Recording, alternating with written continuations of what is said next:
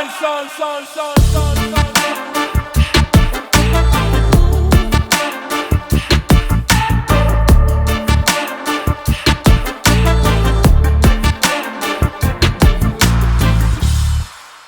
right, guys, we're back, and gentlemen, and ladies, and whatever. Welcome. Oh, yeah. Everybody. So, welcome to our 4th episode podcast. I'm Justin, J-Flo, J-Flizzle. Y'all know me. Thank y'all. My right-hand man, Aaron, a.k.a. Grid Daddy. That's it. Pizza Paris 20, I don't know the number. 2023. That's right. I think he changes it every year. I brought it back out of retirement. Yeah, that's right. That's right. He's doing that. And then our special guest today, we have some very close friends that I've known for a very long, 10 plus years. Like 10 plus. We'll just do that because we're getting old. Yeah. We'll do that. So leave it there. My second beer. Dewayne Ramsey and Missy Ramsey. Welcome. So they're in town this weekend. We're doing the Drift Corpus and the Tandem Hearts Club Ladies Clinic on Sunday. So welcome, y'all. Y'all been here before? Yeah, we've been to this Twice, yeah. That's always my pickup line to him. You been here? Come here often.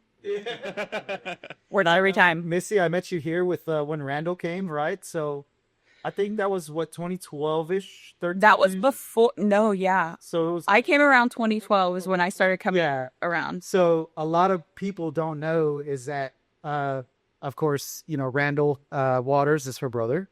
So that's how I met her through. And he started competing at Drift Corpus, and that's how I met y'all. Yep. He was doing our cash days, and now he's a pro driver, and now he's doing his whole thing.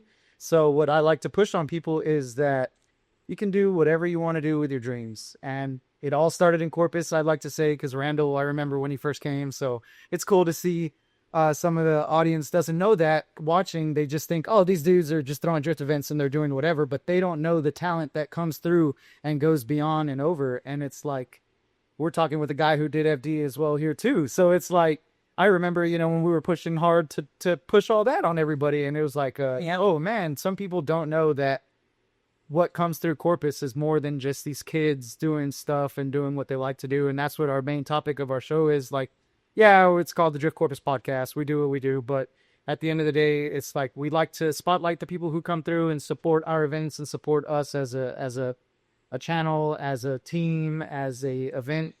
As you should. We love to see it. Yeah, thank you. We're pushing harder to expand ourselves and expand our audience, because it's like, this is so cool that we're doing this, all women's clinic on Sunday with y'all. And it's something I'd never even think of that. You know what I mean? And when you hit me up and you're like, hey, I was like, don't worry about it. Well, let's figure it out. What do we got to do? So you were immediately the vibes, which we knew, we had talked about. And we had worked on this for at least a year and a half. So, behind the scenes, Kayla and Lauren and myself trying to put all this together. So, Lauren had no doubt. She's like, we have to go to Corpus. So say less. Say less. 3.5 hours later, you're here. Yeah. Little longer, guys. Little longer than that. There was a little bit of traffic and No, but Kaylin came all the way from Oklahoma. She just painted her car, everything. I can't wait to see it. So that's awesome. That's cool. I'm also really excited how we're doing it the day before, like the co-ed the day before, because we've never done that. It's always been like Ladies' Day then. And that's why I like when you talked to me about it, I was like, let's do a little, I'll do it and do it maybe the day after, because then the dudes get to drive and then they get to sit back and watch, and y'all get to do y'all's thing and, host y'all's clinic, talk to people. And y'all already got your Zoomies out, right? Exactly. And they're doing their Zoomies out, so. like Tagler. He's doing what he's got to do. We're all going to crash on Saturday, and then I can just chill with my crashed car. But yeah, you'd be good. Don't say that, because that thing happens around here, all right? Don't say that. He broke the drive shaft in Arizona, guys. Like, who does that? I don't even understand. It just happened. It's called grip and clutch kicks. Dewayne, I'm sure you're wanted both. I put a new clutch in my car for that event, and I just clutch kicked too hard, I think, and that drive shaft has never seen that big of shock before. That's what I said. I said bad decisions were made. Like, come on. Having the time of your life, But they were the right decisions. I broke an axle, my first axle. That Muscle Man is just really grippy. So if you e-brake, gas, clutch, all the things at the same time. Things are going to.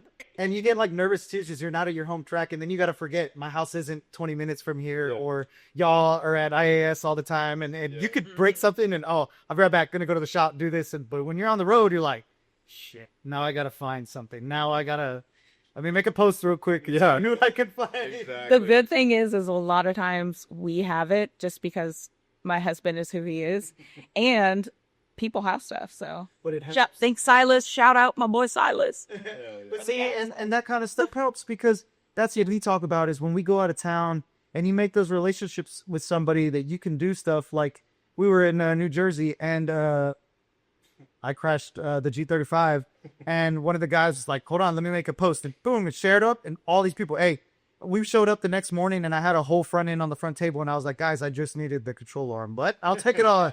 I was like, I'll take it all. But it was cool that you make those connections with people and you make that. And it's like, yeah, we're going to drift and we're going, but as we learned this weekend when we were at Clutch Kickers, the vibes are more than anything.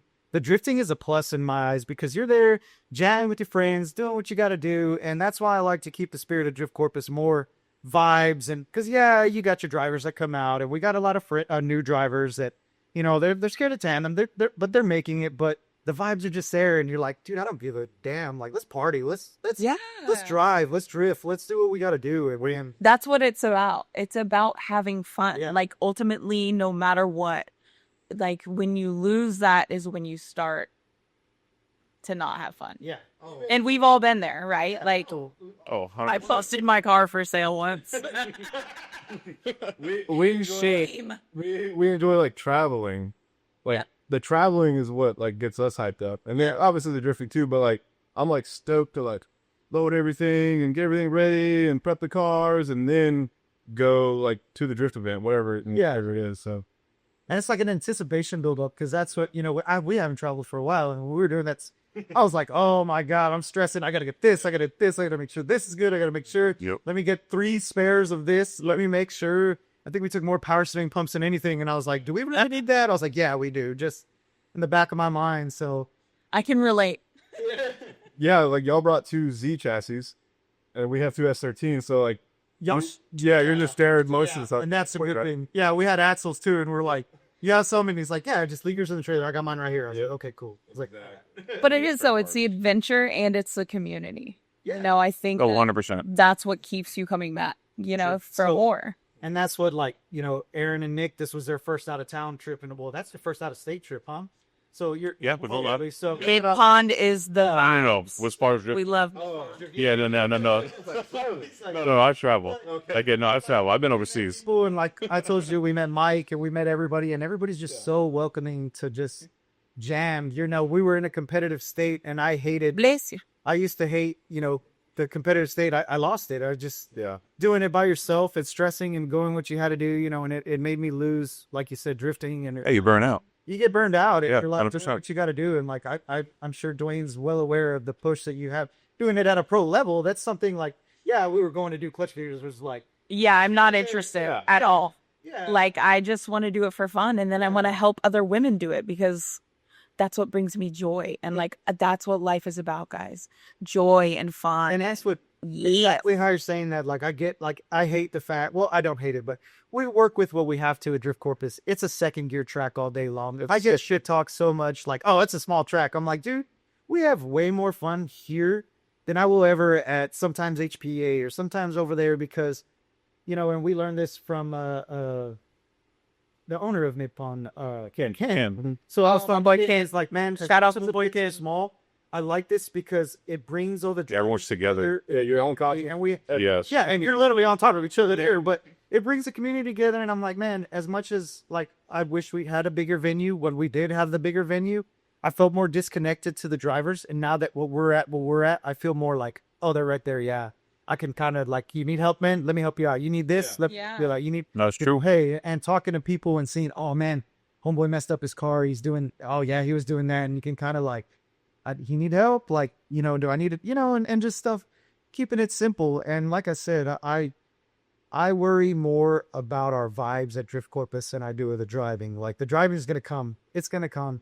People are absolutely advancing so much. y'all's women are coming out and doing it. You're allowing them a space to, hey, let me go do donuts around this pole real quick and like get this mentality of like, okay, I can do that. Figure it out. Yeah. I promise you though, like coming from a woman's perspective, having the place to do that where it is low key, low stress, and safe is really important. Yeah. And there's a need for that. And you're seeing a rise of that all over the country. Thanks, Alexis.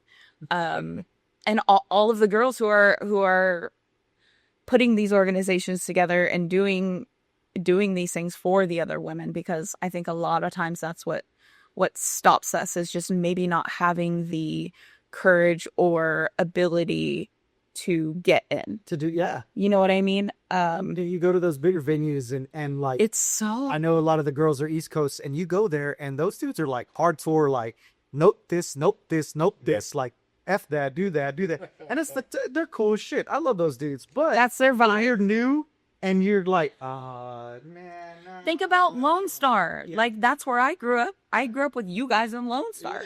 It's hot lap, like, you do or die, buddy. Exactly, yeah. And it's coming in, so there's drivers like, oh, there's so-and-so here. Like, oh, I don't want to be on track before them. Like, I don't want to do this. What if I spin? Or nobody cares. Yeah. And that's nobody's worried about what you're doing. Exactly. I tell drivers, like, hey, dude, go do you, man. But I was like, just do you, bro. Like, don't. Yeah, there's no rush. Yeah. If a car is, like, advanced enough to be tandeming, then you should have some sort of accident avoidance, like, skill. Yes. So if the new guy is out on the tracks and he spins out, like, the car that's behind him should be able to avoid. Right. No, and if they don't, then they shouldn't be. We've tandem. Yeah, exactly. Yep. we have. Yeah, we have. Shit happens. Like, yeah, there's some scenarios where I've crashed because I wasn't able to avoid stuff. Like me at Mid Pond. Literally, bro. I just painted my car, you guys, and we went to Mid Pond. Oh, I love Mid Pond. I can't wait to go back for redemption. And I, shouldn't have been leading, and I knew that. But you just get so excited. Oh man, two rear tires off in the mud, and I spun, and here's my husband. Well, so it had rained the night before, so all the grass was wet. Oh, bro, but the concrete or asphalt was dry. So if like you dirt dropped, like you were just like basically spinning. Yeah, and when it was muddy there, wasn't it? Yeah, I got warnings. It's not even mud. Track, it's clay. I didn't hear nothing about the facility, about the track, about nothing. No, everybody was like, dude, if it's wet, aggro pray. And I'm like, what? And they're like, yeah, you go off, you're going off. Yeah. I saw some of the cars do like 360s on the live show. Yeah. Go off. Yeah. And that was the one warning I got about that place was, if it's wet, be careful. Don't get spicy. Don't be a hero. Yeah. Stay on track. And sure as hell, I found out why. I didn't find out myself why, but I watched for you. I was we saw it. When you gonna learn today. Mm-hmm. They had the practice in the rain, and I told the guys, man, I want to go. And I saw a car, and I was like, worth it. It's gonna be dry tomorrow, guys. We'll be good. On second thought. Yeah. So just to break down who you are and what you do, Dewayne, you have your own shop. You do your own thing. Tell us the main. You want a shameless plug? Yeah, I do. That's what I aim. Shoot, man. My shop's name is Ramsey Race Prep, and I do Nissan and Toyota specific repairs and race prep. So drifting, road racing, whatever. I specialize in Nissan and Toyotas, but I do everything. Says when I met you, you were a Toyota technician. Yeah. I came from the Lexus. Yeah, I came from the dealership, like technician side of things, where I was master certified Nissan, and then I moved to Toyota. Then I Fan him down, dude. Fan him down. Yeah. Is it? You wanted to plug? You're right, sir. Master tech, now YouTube certified. We need sound effects. I went from Nissan to Lexus, and then Lexus to Toyota, and then I opened my own shop up 6 years ago, almost. Which it's been 6 years. Damn. That's crazy, bro. Does it feel like 6 years? No. Well, my bald spot is telling me otherwise. But it's been a good 6 years. Yeah, sure. That's awesome, dude. So proud, man, and it's cool seeing you do stuff. Sending you a couple cars. I've sent you some people, man. Yeah, I appreciate it. I got a buddy that lives up there. He's all, I don't know. I was like, dude, visit Dewayne. He's like, and I'm like, let's go. He'll take care of you, man. Yeah. He's like, hell yeah. And I was tired of dealing with that car, so I'm glad you got me, because, God, Man. You fix it all, baby. dude, yeah, it was like battle of just one thing after another. And I'm like, bro, who hurt you? Like, what did you do to, like, get that curse on this car? Back Parma. It was something totally opposite. His dad drove up. We just put a whole brand new AC system. His dad pulled into the... So I was like, he's all, man, I went through, there was a truck with rocks. And I was like, well, Dad, I've seen it before. I was like, it just, I'll do that here. I was like, God bless. But thank you for taking care of those people, man. For sure, bro. Because it's cool knowing somebody that you trust that you say, hey, go right Oh, ahead. 100%. Oh, yeah. I appreciate it. Yeah, for sure. We're good. I can attest to that. Both of my vehicles. Yeah, and that's a cool thing is that little do you know, our race cars are like, hey, this guy's drifting so much, like, yeah, take it to him, or Yeah, maybe to life don't have no major problems, like, Well, that's your portfolio. That's your portfolio. That's your business right there. So that's I mean, obviously, sometimes like you break shit and things happen. shit happens, yeah. But like if we're able to, if we're able to maintain like 2 S13s with 4 cylinders in them going back, then KAs. yeah, okay, and Hercules SR. Sorry. Sorry, I'm sorry. put some respect on it. That's all right. Some respect. So that should say something, but like I get it though. Yeah, no. And Missy, you have your own business too, right? I do nails. High Vibe Cosmo. Plug your stuff. That's me. What you do. Ooh. I specialize in natural nail care and structured gel. So I customize manicures suited to what the client needs and their lifestyle. I love it so much. I love all my clients. Every day is so fun and just joy, and it's what I'm meant to be doing. So I'm so happily. Yeah, it's creative. It's not even work. It's just a passion. No, it's hard, y'all. I'm like a little shrimp out here all day long. I got all like my gear on and stuff. I feel like weird things to see, and like I've got my E5. She's got The liens. I have a source. I'm wearing a mask. I have a source capture machine, which it's a dust and fume extractor. So that's what all nail salons should be using. Everyone out there, just to keep you and them safe. But I really enjoy having a private room, and catering to my clients' needs, and it's just really fun. That's awesome. Yeah. Have you guys ever seen like what the jewelers wear, where like they have like the magnifying? Yeah. Yep. She does that for like nail art. Damn. Like, she does, like, They're called fancy- loops. Yeah. Oh, yeah. Oops. I always think of the Toy Story when Woody's getting fixed and he does it. It's all the lenses just like breaking down to go. You remember? Nah, I think of Spy Kids. Where's he done? Yeah, that's what I think of. Hell yeah. But that's cool, and that's why we like breaking down. Like, you're not, social media is a job. It's 100% a job. Yes. We all get shit for it. Well, when you're not working for yourself and you're working, like, dude, you're always on your phone. I'm like, girl, I'm working. Like, I'm Instagram. You have to Like, this ain't fun. play the algorithm. You have to do stuff. You have to. Y'all post so much drifting stuff, and of course, y'all have y'all's business page. But a lot of people don't see like what goes on behind, what it takes to go to these events, what it takes to pay the bills, what it takes to that you're a normal person doing what you have to do to get through to make those events. You know what I mean? Like There was a bug. I squashed. 5 hours ago, 5 hours ago, I was at my shop, like trying to remove an engine from an Escalade, like as a general repair, like engine replacement. So I mean, that's what you got to do. Like it's not always cool drift cars and race cars. That's not random. And you got those pain in the asses that you got to do. That you're like, oh, here we go, dude. I love my job, but at this point, do I like? Being a business owner is really hard because you wear all the hats. Your social media, your customer service, your booking, your everything. You're lack. You see it, and you're like, no, I can't do that. Like you got to push and push and push and like. Yeah. And you just have to show up. Yeah. Right.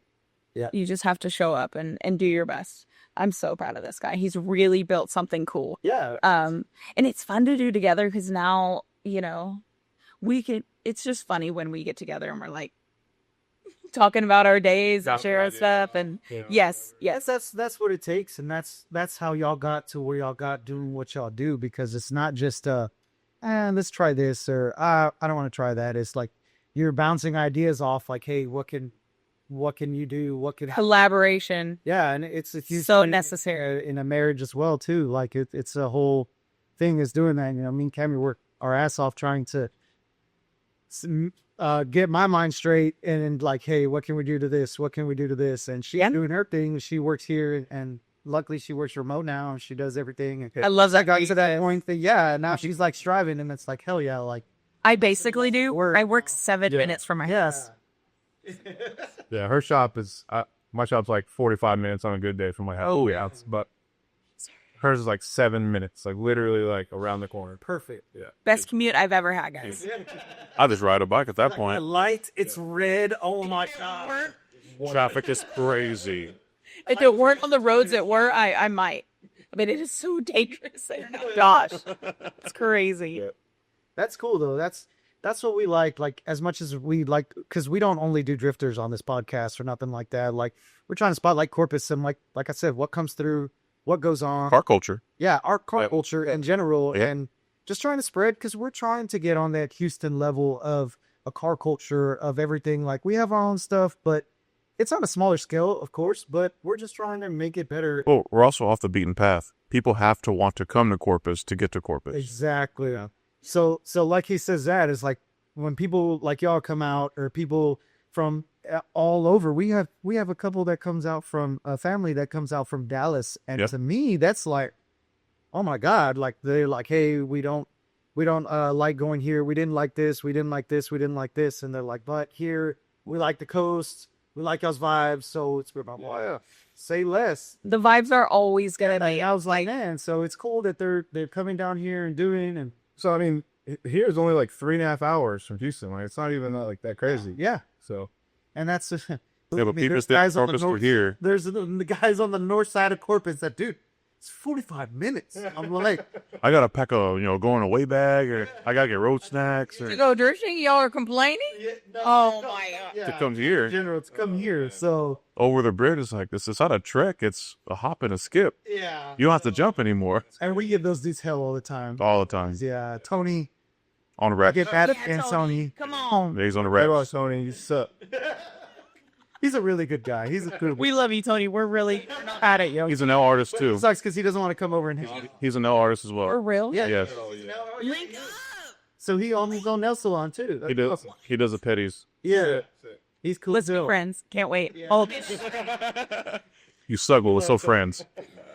But so that's cool. Like, just trying to do what we want to do and spotlighting y'all, because y'all have worked y'all's ass off to get where y'all are at, and we need to commend that, because in our community that I've known y'all, I like spotlighting my friends that are doing badass and doing kick ass and doing things for the community that I love. That we live this shit as much as we have our jobs, we worry about our families. We live drifting. Like, it's a fucking thing we do. Like, Yeah. it is what it is. But yeah, That's not a lifestyle. It's a life. yeah. Yeah, literally, yeah. For If sure. people don't go, oh, you drift. Yeah. It's like, damn, speaking of that, now I got to do this, and this up or out. You know what I mean? It's like, God damn, why'd you remind me of that? For sure. Like, yeah, when I broke my drive shaft, whatever, that last month in Arizona, I was like, oh, let me look my car over. And I was like, oh, my car needs rear brakes. Like, they're almost metal to metal. Like, I didn't. So it's just like one thing after another. I was like, while I'm here, while the car's on the lift, I might as well do the brakes. Yeah. You know, and do if that. you want to go drifting or just have a car in general, just there's always something to be done. Just you have to know that. And It's like people don't laundry. understand that. It's like laundry. It's cyclical. Yeah. You just have to accept that there's always going to be. Let's just get it. Let's find solutions. Let's get it done. Find solutions. So yeah, and then that's what people like. We get friends that, hey, I want to go drifting. I bought this car. I'll be up there, and I'm like, Not yet. Not yet. yeah, Sure about that? Have you done XYZ? Oh, I have to? You might want to. Then you're gonna hate yourself. Oh, I couldn't do it. I'm gonna sell the car. Oh, I did, and it's like, no, hold on, let me help. Let me tell y'all my first drift car. A completely bare SC 300 or 400 chassis, like completely bare for $40. Damn. I had no idea at this time, but I was so excited. Obviously, my brother, my dad, Brian McCabe delivered it to us. Brian McCabe. They're like laughing I at feel like me, he's gonna be in the story somewhere. they're like, you know, PB, he's always down. Yeah. You know, golly. And I look back and I really laugh at that. So, yeah, don't do it. Like, you want something that needs like coilovers, And that's consider having AC. That's what I tell people nowadays. Is like when we were doing stuff with the 350Z, everybody's like, "Oh, you're one of the Z boys." I'm like, first of all, hold the fuck on. I was around when they didn't have shit for these cars. People were still financing. Yeah, we were. I had a cage in my car, and I was still paying. I still had 3 years to pay on it. They were just mad that they were just mad because y'all had like that was like the nice car to drift. Yeah, Because there were still 86s, RX-7s. Cressidos. Yeah, exactly. Yeah. I'll never forget. Like I always look. I have a picture of me, Losi, and Dewayne, and we came out on like a S chassis thing or whatever. But I'll never forget it because that picture. And every time it like comes up, I'm like, damn, what the fuck was I doing? Like, I don't know if you've done the math, but that was like 12 years ago. dude, I've had my car 15 years. I know. You're aging yourself really bad. So but it's crazy because, like you said, I financed my car. I paid $27,000 for it in 2010. I couldn't remember if it was you or if it was Mario Gomez that financed it. It was me. Yeah, It was me. I had a vague memory from 12 years ago of someone doing that. So it was me, Mario, Matt, Polar Bear, and Kevin and True. They had their C. So we were all like trying to pioneer it, and me and Mario had the HRs, and everybody despised us. And I was like, "Man, I just bought this car, bro." Yeah. So like we were trying to like think of what to do, and like so if we get SPL bushings, we can get like 5 more degrees out of angle. Like, let's try that. Let's put another rack on the other space. Let's see what happens. Let's do this. Well, they were competitive though. Yeah, and exactly. And we were like pushing to figure everything out.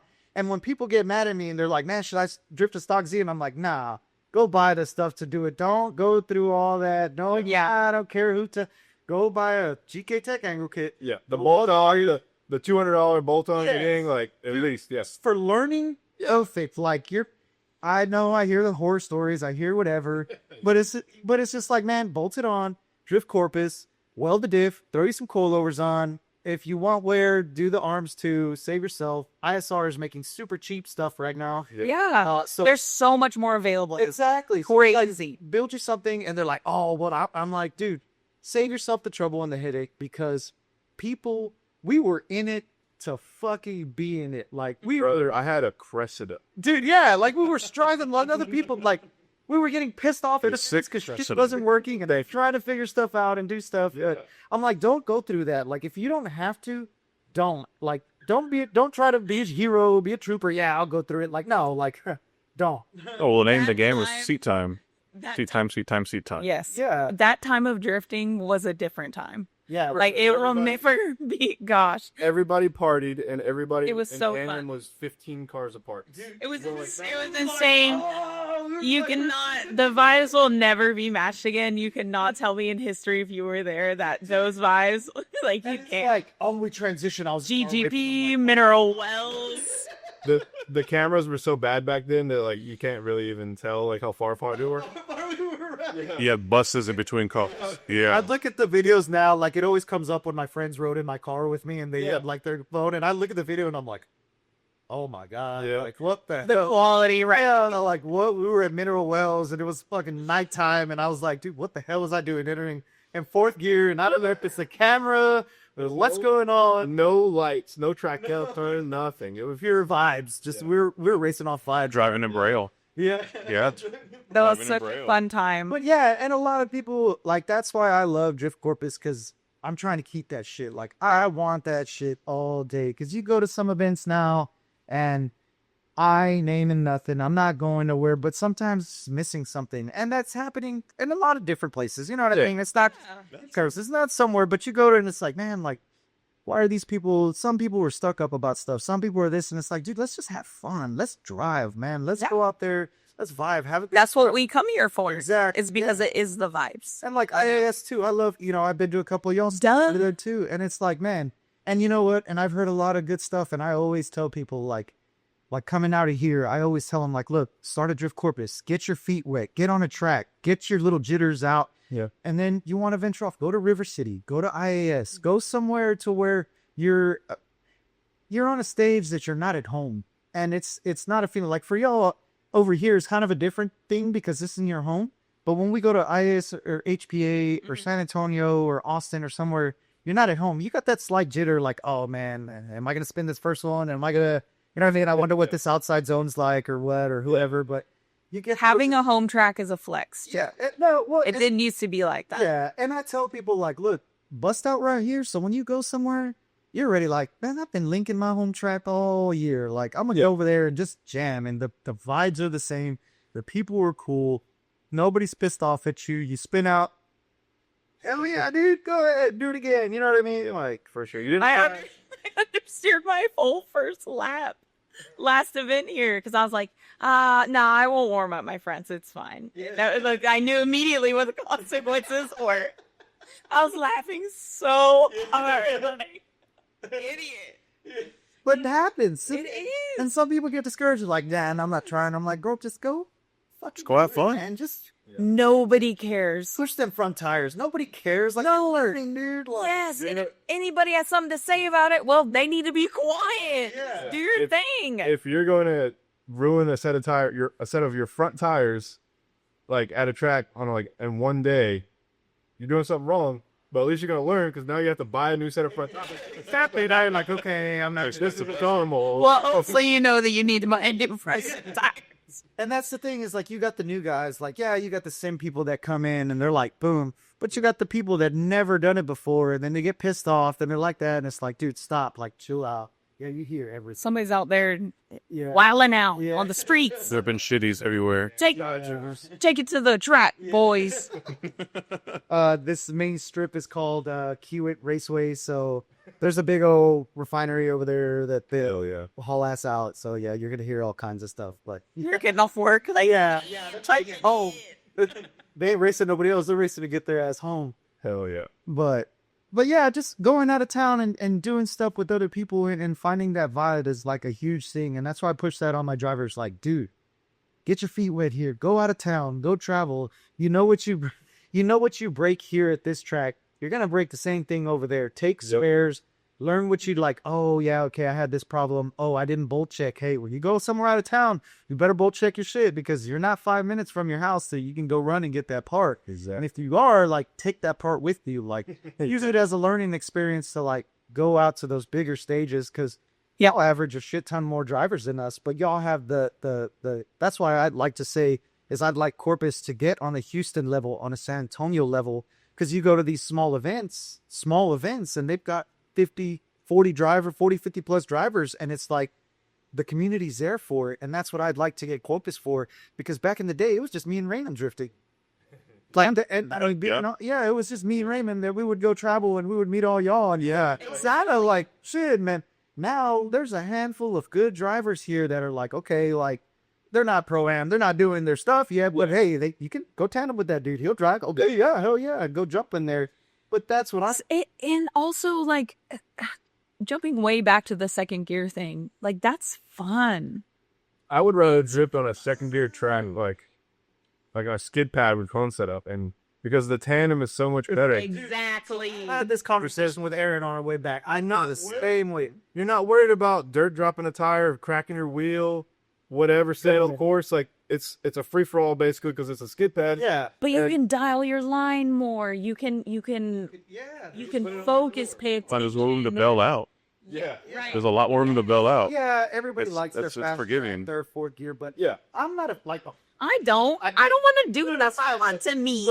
but I'm saying there's some people that like that, and I can't say much because I built a 600 horsepower car for the second gear track. Yeah, I can't relate. But that's what I'm saying. It's like Nippon was perfect for me. I loved every bit of that. It's like it was a step up bigger than our facility here, and I was like, I'm here for this shit. Like let us drive, man. Yeah, for sure. And what they were telling me, my follow line was a huge score, and I had one of the best follows for the day. I was like, take that shit all day. I was like, Nice. A win's a win. Is that what the robot said? Wally said? so yeah, I was gonna ask, was your car? Were you in third or? I was in second because I was on 3.3s. Oh. So third, 3. Yeah, so I'm on a 3.3 here. So if I had put it in third, it'd slow the car down way too much. So that's why I was like, I know I'm on Revlinger, but I'll take it. For sure. And I had the 3.7s too, and I was going to swap to them, but there was already so much going on. He did swap to him. He swapped back. Swap back. So The second guessing anxieties. My dude Justin was stressing. Yes. oh, bro. I got that car You every gotta day. trust those in. Every day. And I Should I? Competition's hard though. competition is I fell out of it. I hated it. And you can ask Tammy, like, I got to the point, well, I was doing it by myself. And it was a shit part. Like, it wasn't nobody else's fault. It was, but you're the team. You're fixing your car. You're doing stuff. So luckily, I have a group of friends here that were like, hey, you need to do this, like, and push it. And I love the Club Loose vibes. I love the IAS vibes. I love everything, the Team Tandem guys. We all do. Yeah. Like, I love those vibes. So luckily, that was able to catch me back in and be like, man, enjoy drifting some more. And Aaron's been like, dude, you need to compete. Like, you need to. And Cammy's been pushing me too. Like, hell yeah. Like, get back to it. And I'm really bad at nerves. My nerves beat me over anything else. But you know what? When I realized when I was competing back then, I didn't have an angle kit. I didn't have the power. I didn't have nothing to save me. And now I could cover stuff. Oh, let me say that. I used to be able to cover stuff until Wally came around. And now he exposed everything I did. So with that, you know, I got into it. And luckily I have Nick helping me as my mechanic, doing everything for me. He was helping Ben and I do stuff. Aaron was helping us in the pits as well. Carlos was helping us. Aaron was spotting. The girls were helping us do all. And we was looking fly. I saw her post. Yeah, we didn't have to do everything, and that I couldn't thank them enough because that takes your mind off of everything else. Like, hey Nick, I was dealing with this. Can you tighten up the back a little bit? Yeah, I got it. Go chill out. It was supposed to arrive and drive. Kind of cool because when you're doing it by yourself, you're like, shit, I gotta work on my car. No, and you know how they're like, oh no, it's fine. If it's gonna break, it's gonna break. It's gonna break. Yeah, let it eat. Like, sometimes it was off, because you lose or something. Having the support, the community again, the village, you know, is important. It is, and it my nerves were so settled. Like, I get, man, when I'm like jittering, I'm like bad. Like, I get the anxiety of part of me takes over, and it's like, who is this guy? But you got to think about it. Like, when you first started drifting, it was the same type of anxiety. Yeah. You're like, oh my God, I'm drifting. This is crazy. Yes. So, but the more you compete, like, obviously we competed a lot together back in the day, but now this is the first comp you've done in a long time. So it's like, you got that, like, anxiety again, like, hype, crazy. And you know, and I was feeling like that when we were going, and I'm so used to, like, so me and Ben went, I'm so used to, hey Ben, let's jump in line, let's do some tandems. And Cammy was in the car with me, and there was Tommy Lemire's car. Yeah, I said, dude, let's fucking go, bro. I came here to drive, and Ben was like 2 cars back. He was doing something. I was like, I'm going to drive. Like, I came here to drive with other people and do what I got to do.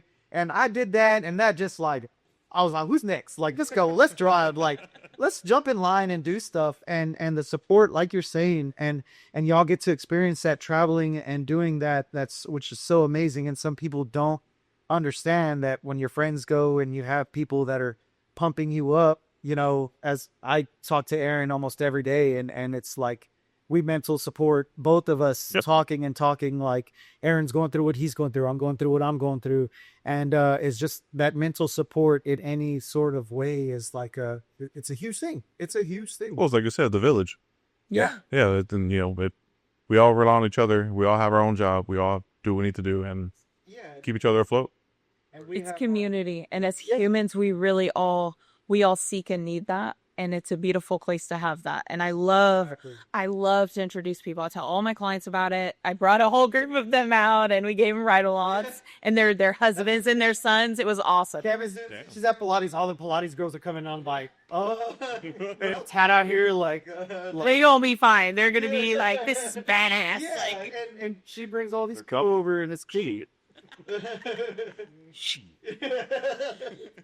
But it's cool just bringing people to the sport and going through it to, you know, I grew up in a drag racing family. You know, my brother owns his own fabrication shop that builds $100,000 cars and doing his thing. And my parents come and my mom's like, when am I going to go for my ride? And I'm like, Mom, hold on. Like, what? Like, all right. She loves going for it. But just letting other people experience that, and we talk about that all the time, is I love doing demos. I love doing stuff because there's nothing better than seeing the joy on somebody's face.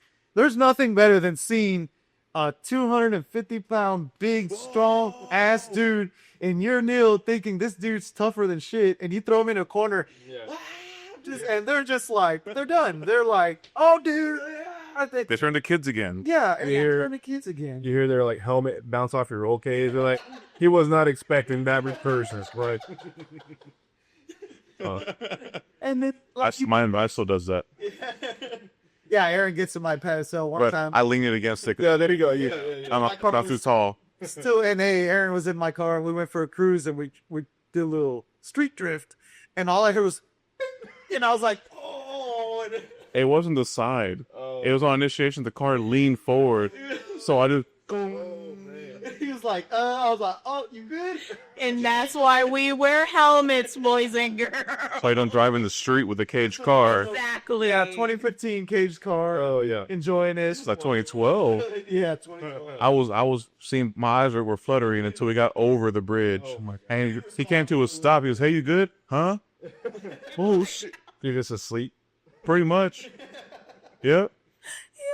My first time drifting was 10 years ago this December. Yeah.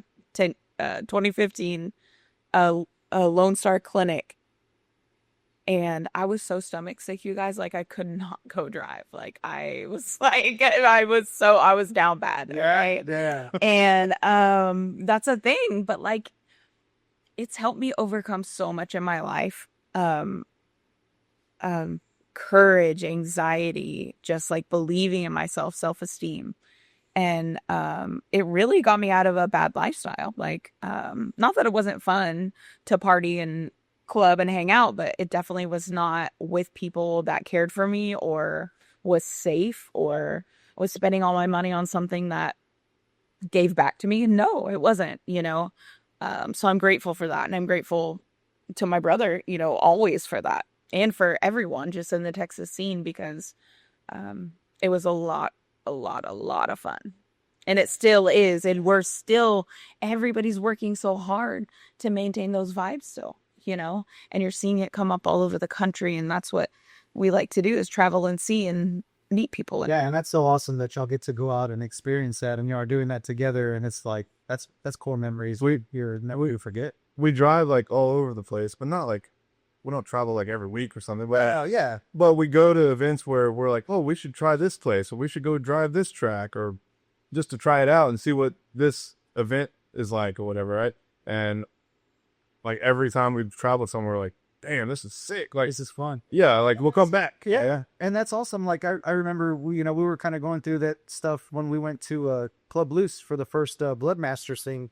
Yeah, Like, that's right. Hey, she was like into it, and she did the thing, but we went there and all the wives had their own thing, and they all had their own support, and they all did their thing in their whole way. And she like took on that, and she talks to some of those girls there all the time. Like, and it's like, It's community. like, yeah. And it's like, you see, and the relationship, because that's like, to me, like she's good friends with Matt Petty's wife. That's And awesome. I'm like, you know who that is? Like, well, Matt Petty, like you say that, and to me, we're OGs to where we used to watch Bloodmasters growing up. Yeah. And then I'm there driving with them, partying with them, talking with them, and I'm like, yeah, my wife is good friends with his wife. Like, yeah, but shit. Like, that's a full thing, because he's doing what I want to do. I want to host my own events and party, and that's what they're doing. Yep. They're hosting their events and doing their own thing. And like, yeah, it's on a whole other different scale, but it's like, dude, that is awesome that we go there and we just slide right in. No problems, no nothing. And I'm sure y'all do that. Drift Appalachia was like that. Yeah. Like I felt like It was so sick. Well, yeah, last June we did Drift Appalachia in Kentucky, and it was literally like everybody was just so friendly. Like everything was well organized, and like I was super nervous about it. We get there and everybody's like super chill. There's all these OGs, like Jeff Stoneback was there, like, you know what I mean, like all these homies that I met 10 years ago. I haven't seen them since, and Harrison, Connor, yeah. Max, all like Max was there. Tyler Capper, you remember Tyler? It was just really cool. My girl Cerise, shout out my girl Cerise. It was just really cool to see everybody and experience that as well, because that was insane.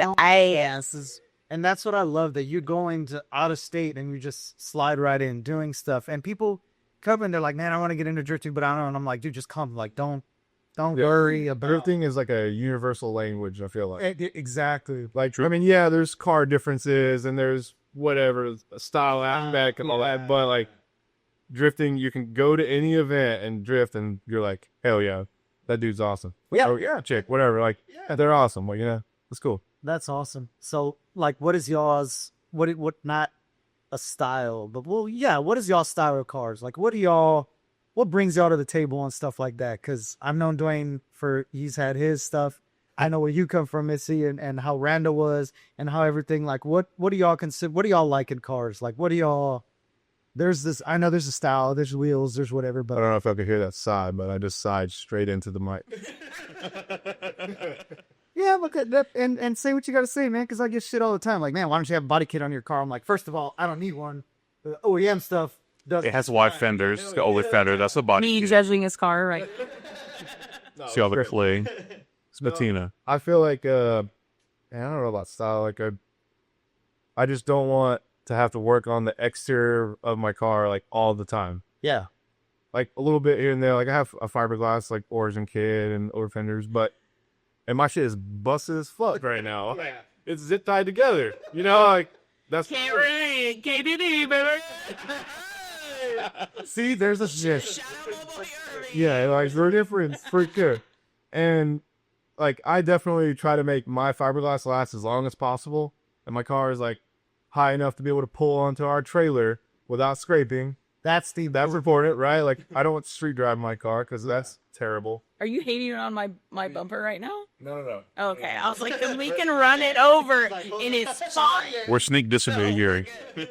We're getting there. No, man, I'll be 35 this month. I don't want to drive a caged S13 like on the street. You know what I mean? So it's got to be functional to be high enough and the kit be high enough and all that to pull in the trailer. Or like, I'm not taking my bumpers off to put it on the trailer. But the car still looks good. You did a good job doing what you got to do. I feel like, and that's a huge thing I see. That's a question because I see that Chelsea DeNofa stuff blowing up with that interview he did on that podcast. Yeah. And he's like, if you have a fiberglass kit and your car is always, must have a homie that's good at paint and that's good at fiberglass because he's hooking your ass 100%. Or it's just like, all right, guys, let me put my summer scent on. Do what you got to do. Or your kid is just like cooked all the time, which is what mine is. Yeah, it'll look good for like 3 events, and then I'll just wreck my shit, and then it'll look like that, like it does right now, for like 2 years. It's just like first lap for me, it's gone. Yards, it would be all yards. I'm the same way. I'll put on a fire and then I fix it once. I'm like, nah, I ain't doing that shit again. No, I'm good. Yeah, that's rough. That's hard out there on the streets. Sure that. Those fiberglass streets. So yeah, fiberglass, not the actual streets. So what's with y'all's colors? Like y'all have y'all's own thing. You got a thing for yellow, Dewayne? Yeah. So we'll go back to the. You need some, Justin? No. You good? All right. I might in a minute actually, but no. Yeah, I'll give you a couple spritz. No. Okay. Before. He's so sensitive, right? Sorry. Should turn red or hold on my eyes. I got you, babe. All right, so we're good. So the yellow came from 2011, maybe 2012. I was at a New Orleans, like no drift, NOLA event. And there was I didn't know him at the time, but his name was Mai. He had a yellow Genesis. And I was like, man, my car was brown at the time. And I was trying to figure out what color to paint my car to drive for Lone Star Pro-Am that next season. Because I was testing this late 2012, I guess. And then I was like, man, yellow would be sick.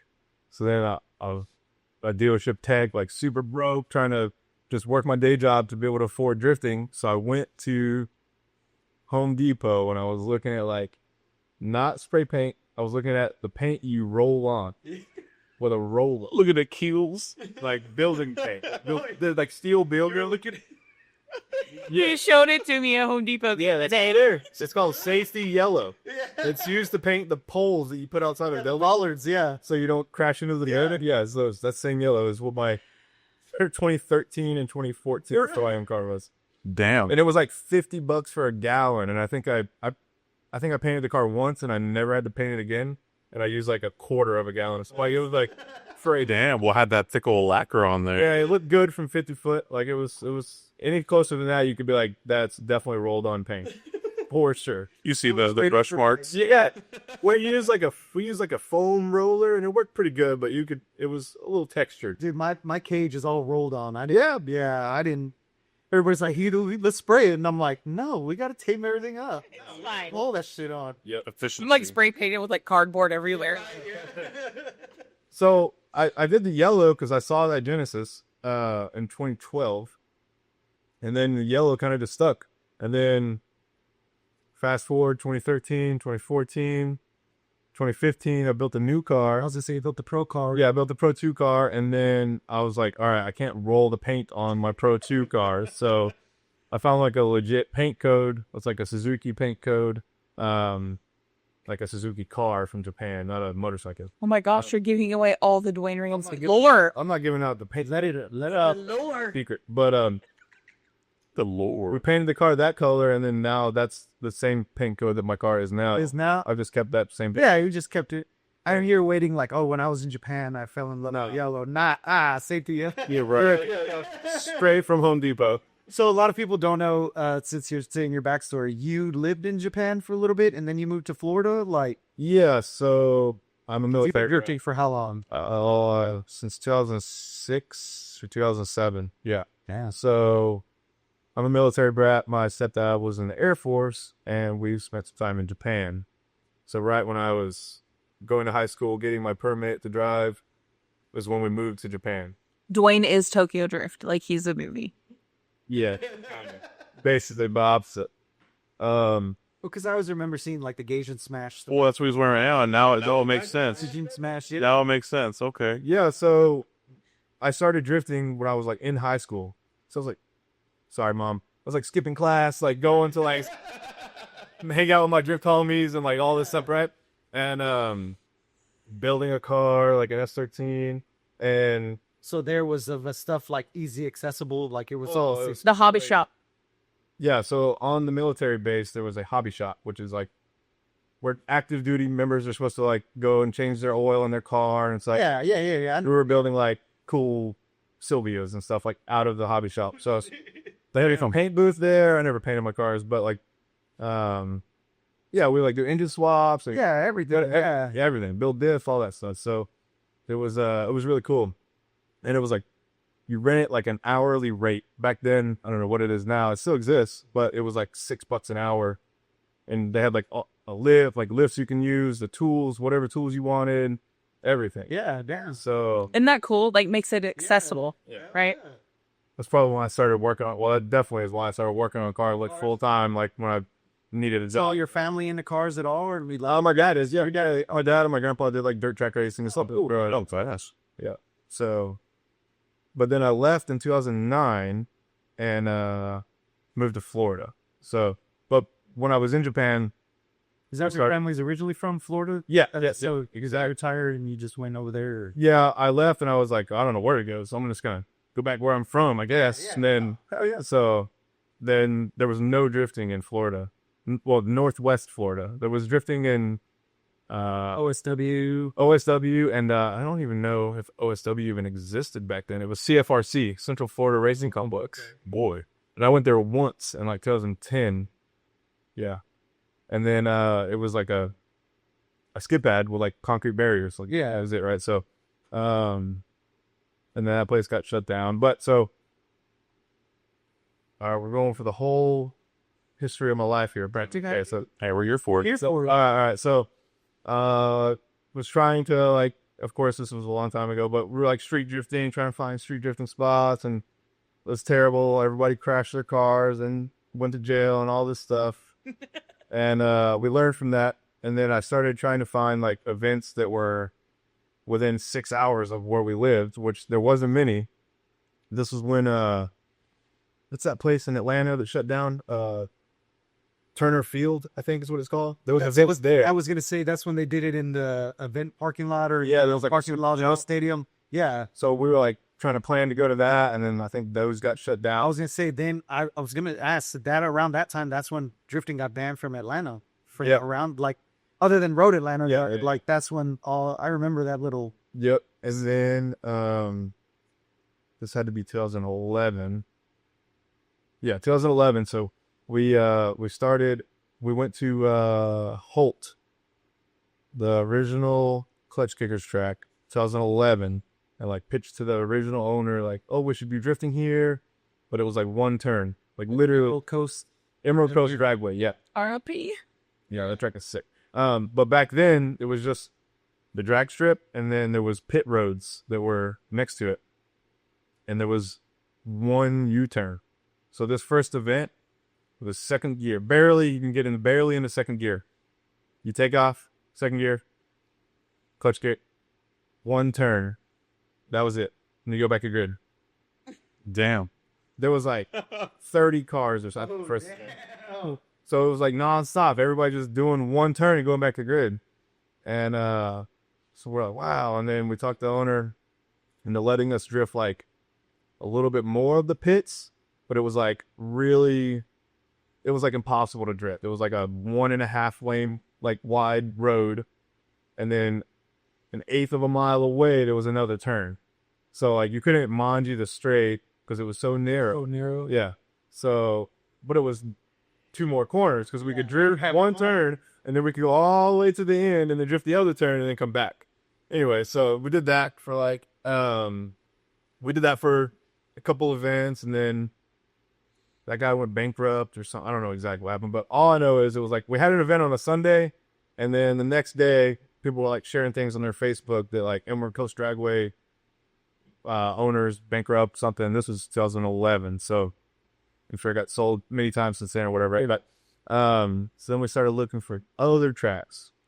Well, we found Five Flags Speedway, which is like an oval track, and they still do drifting there now. That's in Florida? In Northwest Florida, yeah, in Pensacola, sorry.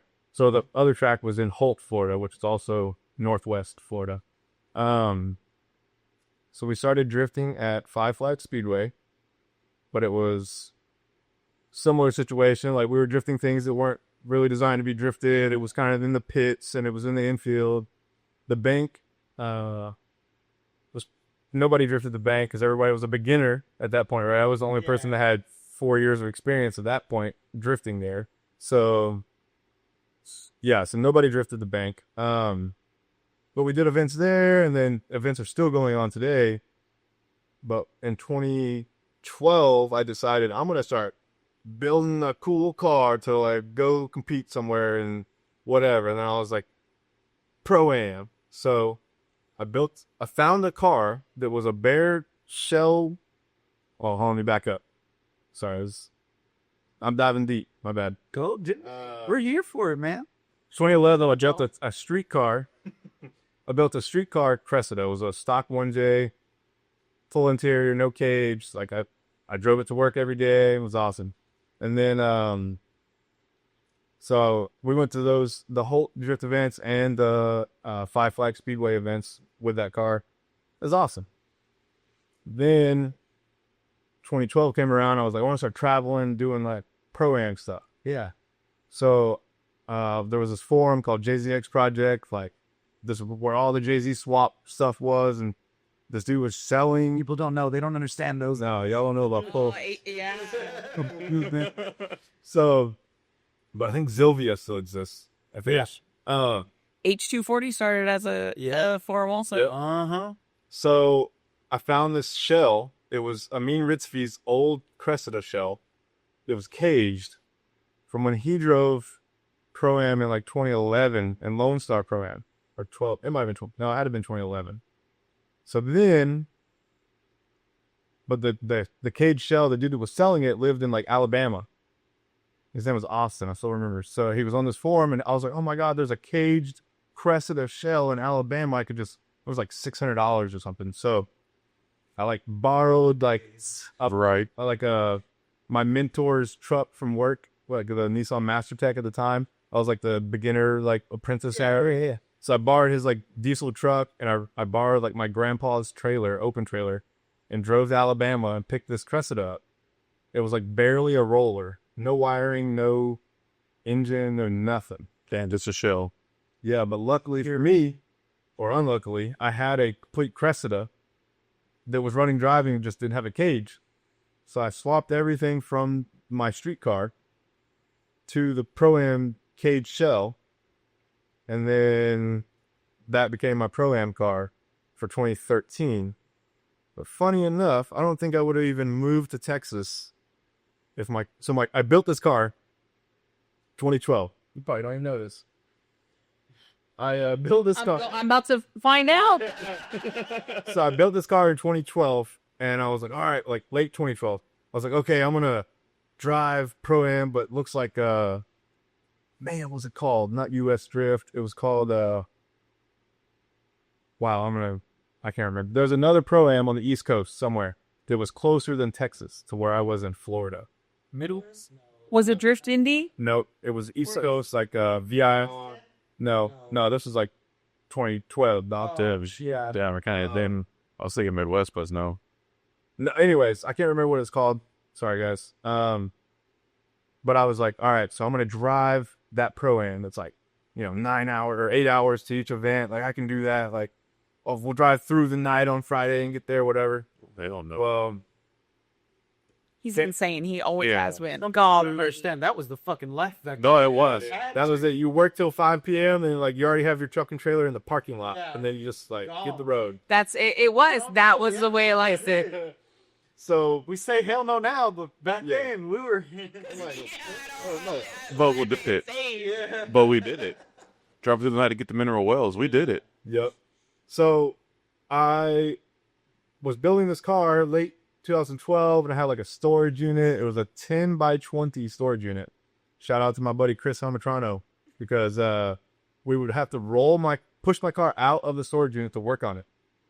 So like we couldn't work on it because it was 10 feet wide. So like you had to roll it out to do anything. So we built this Pro-Am car like In a parking lot. for a storage unit. Like I feel like I've seen that. If you put yeah. We had like a canopies we'd set up for the sun and rain. Like it was terrible. But you had to do what you had to do, right? You were living your best life. So, but early 2012 came around, and my car wasn't done yet. Or sorry. Early 2013 came around, and my car wasn't done yet. So I was like, oh man, I'm not going to make it to round one of whatever that East Coast Pro-Am was. I need to start finding maybe there's another series that starts later. Yeah. Lone Star Drift. Fabricated Motorsports back then.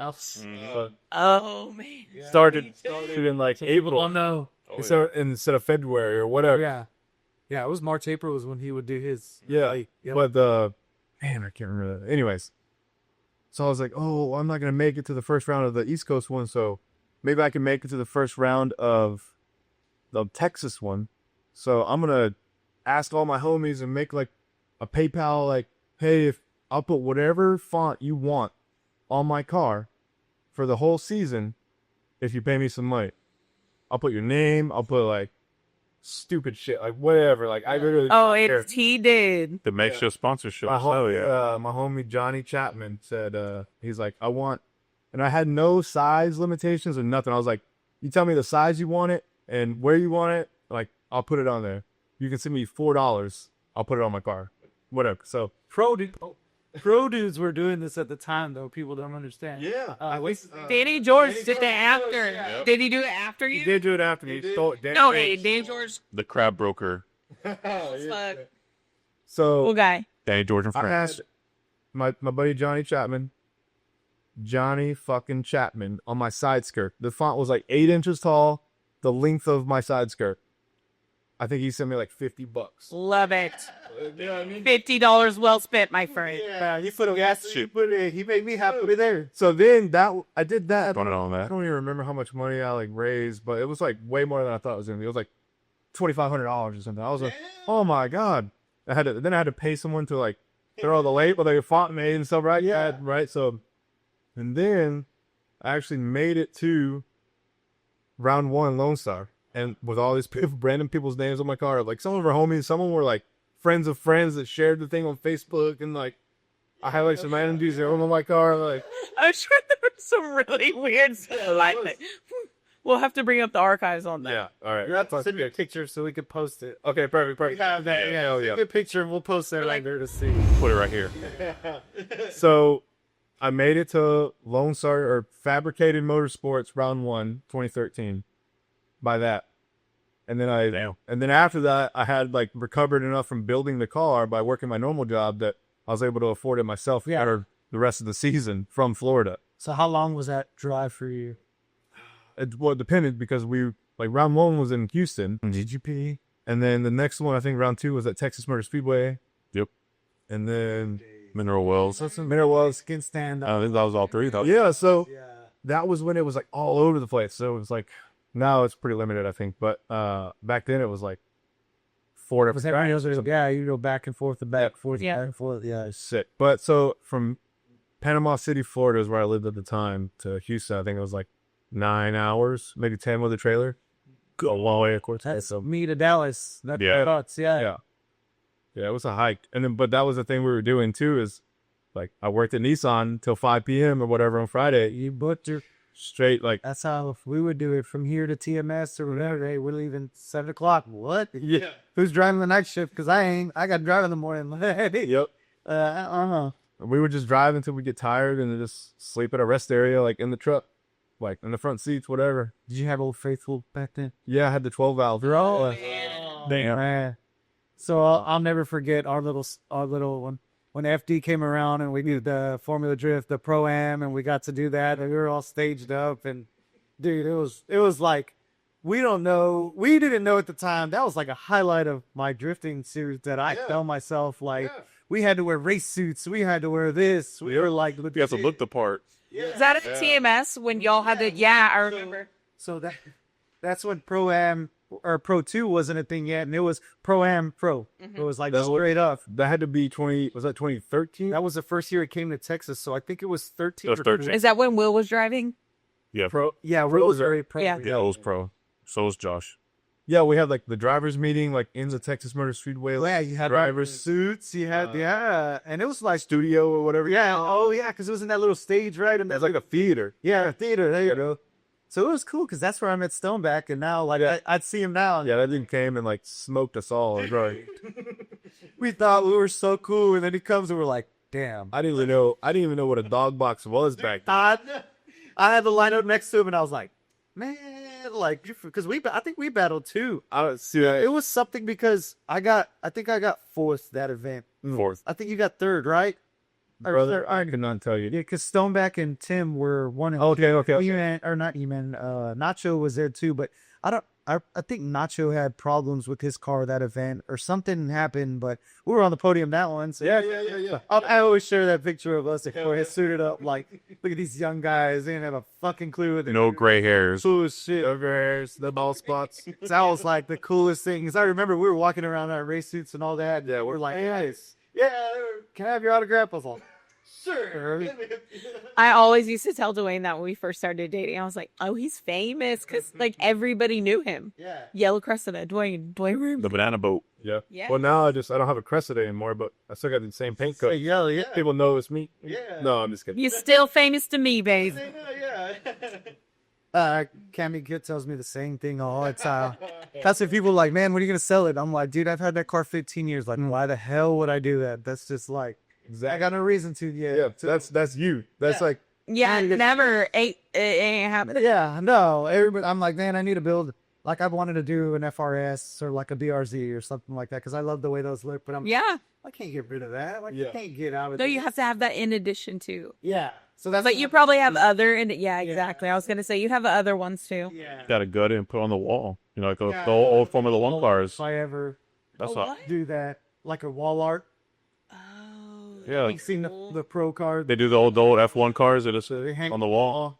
I'd be worried about that shit falling. Oh yeah, I would too. But still, it's one. When we all have our man. Bury me in that thing, okay? Just dig the hole. Exactly. When I'm in that tax bracket, why? Exactly. One day we'll be there. But that's cool. Like, a lot of people don't know that the whole. We literally started from the bottom and where we're at now. And I hate when people ask me questions and they're like, man, I'm like, bro, dude, I'm telling you this because I know, like, I freaking know, like, This is the formula. I'm saving you the headache of having to go through that. Don't suffer. Don't be a hero. Don't be like, oh yeah, I went through that too. Like, no, you don't have to. Here's the formula. Aaron says it all the time. Here's the formula. Take it, go. Do what you do with it.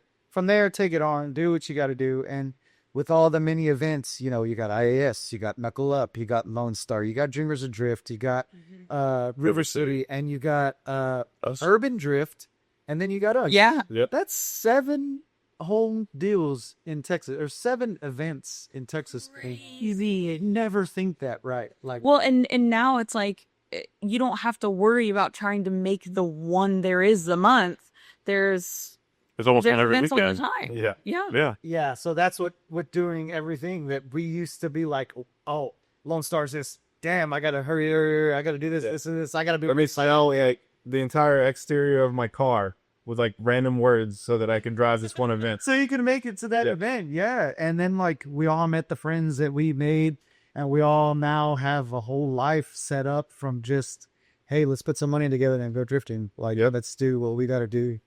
And it's taken us here, and it's taken us on a road, you know, that we never would have ever. I would never, you know, Same. that, you know, seeing my friends go pro, seeing Randall take to her ear, seeing you get into the scene too. And like, we used to know he was Randall's sister. It was like, you know, oh, that's Randall's sister. Cool. She's here she's helping out Randall. She's doing this. Like, that's awesome. And now I came up too. That's how I came up with you guys. seeing your own events. You're you're doing your thing. Well, she's got her own name. Yeah. And you have your own thing. Everybody knows you. Everybody has. The Tandem Hearts Club has gotten so much respect lately because you are putting a stamp on drifting, not just for yourself, but for all the women in this sport that are wanting to put their name and get into a man's sport that they first thought, but it's not a man's sport. Like drifting, it's a kid's sport, it's a woman's sport, it's a man's sport. Like 13-year-olds at pro now, Sorts have just got see that shit yesterday. They 13 years old. I was like, oh shit, like Like, I mean, I know where they come from, but still, it's like 13 years old. We could get like you would have never. Dwayne goes, that sounds like RJ talking. I was like, it does. Like, he's 10. Yeah. This little 10-year-old's being interviewed. Thinking my son is 10 years old. This dude is 13. Like, holy Ripping. shit. Like the evolve of this motorsports is going in so many different directions, with Drift Appalachia being a huge step of direction. Like, we never would have thought we got that in the States. Like, Well, now you're seeing spin-off of that. There's at least, I think, 3, if not 4 of other type of Toge series. Sketchy ones. Yeah. They had to be a little safer out. Yeah, and that's the thing, is they're learning a hard way. They're doing what they got to do, but they're taking. There's growing pains to everything, right? Yeah, they're taking that step to, hey, what do we got to do to get this going on? Because I know they're trying to get one in Austin going too. Damn. I would love that. Yeah, and that's so cool that we don't have to go to Japan for the experience it to be. We don't have to go. The Drift Appalachian stuff is like sick because they have like a lead car and a chase car and radio system. So like the lead car, like a not drifting, like a road racing car. Oh, pace car, like a pace. Yeah. Oh, okay. So there's one in the front, one in the back. So if there's like he goes like pretty far ahead of all the cars that are drifting, and he can be like, oh, start waving the flags or whatever. Like there's like flaggers on the corners, and then the chase car stops if there's if there's a car like in the ditch or something. Yeah, he won't go to the end of it. So the guy running grid knows, hey, there's a car on the track. He broke down. He flipped his car, whatever. Yeah. So don't send Shut it down. Yeah.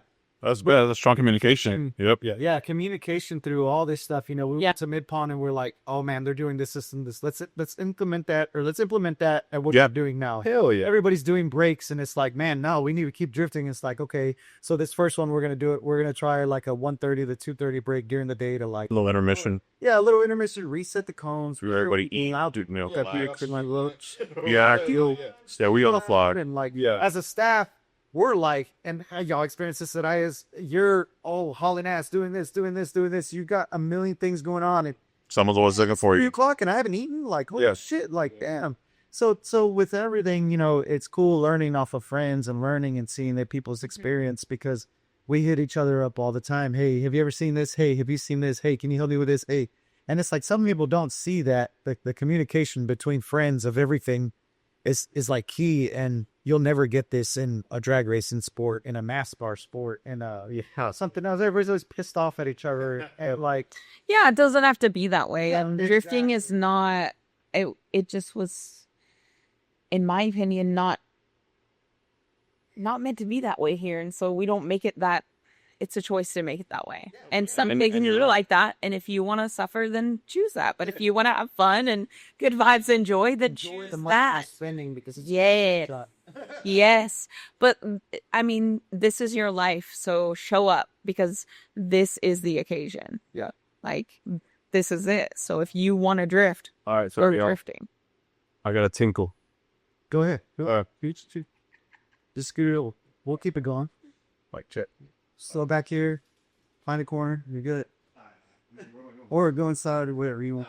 He just goes in the corner. He like unplugs everything, like shuts everything down. Intermission. Just pulls up right here. And go. But so with Tandem Hearts Club, like, have y'all been talking about this? Like, whose idea was it to, like, hey, what was the inception of that? What was the idea behind it? What was the thought process going into it? And how did the group come together? So I've wanted to do a girls thing for a long time, like some sort of ladies thing. And I've been involved in a lot of other things. I've helped with Melissa and Courtney. We did a Utah in 2023. Last year I did Crew de Femme, and then I also went to Colorado for the Ladies Drift Day stuff in Colorado. I remember seeing that. Really fun. I really love to participate like that, and to it just brings me so much joy just to watch other women like that spark come alive, and that just the community and the compassion for each other, and that drive and that passion. I love to see women in motorsports. Alexis called. She had reached out to some of us. She was trying to inspire, more women's events in who is that? In this country. Alexis DeBillis. DeBillis, right? Mm-hmm. Cool. So originally Drift Kitchen, now DK Ladies League. She was stepping it up to something different. She wanted to help inspire all of us to do it. Because they were the ones who were traveling everywhere hosting. And so now you've seen all of these other people hop up, and she inspired that. And what it ended up happening was, it was Alexis, me, and Lauren on a call. And we were sharing ideas and talking and collaborating. And then I was like, we need a third person. And Kaylin just like felt right? Because she's been around just as long as I have. And I know that she had been wanting to get back in drifting and stuff. So we reached out to her, and then it was just from there, you've got 3 creative drifter girlies, just living their best life and creating and talking and planning. And the whole idea behind this was for community. It wasn't even really events at first. It was, welcome back to my husband. It was just to create community for women, as drifters, and to grow that into, then we wanted to have cool jackets, and it was based kind of around like the sukebon, like the Japanese like the badass girls, smoking cigarettes, being cool. That's us, so it's been a long time coming. We've been planning this for over a year via FaceTime, because Kaylin is in Oklahoma, Lawrence in Austin, and I'm in Houston. So we've been working a long time, but it's been really fun. And I'm so, so excited for this to come to fruition finally. That's awesome. And we're so proud of y'all. I'm like, we shouldn't thank y'all enough for picking us, because there's 7 other events that y'all could have chosen and gone somewhere. And like, we can't thank y'all enough. And we're like here for it. Like, couldn't have been a better place to start, honestly. And by the beach. Dude, the weather's going to be awesome. We really are synced up. God, like a high of 80 or something. Yeah, low 60s.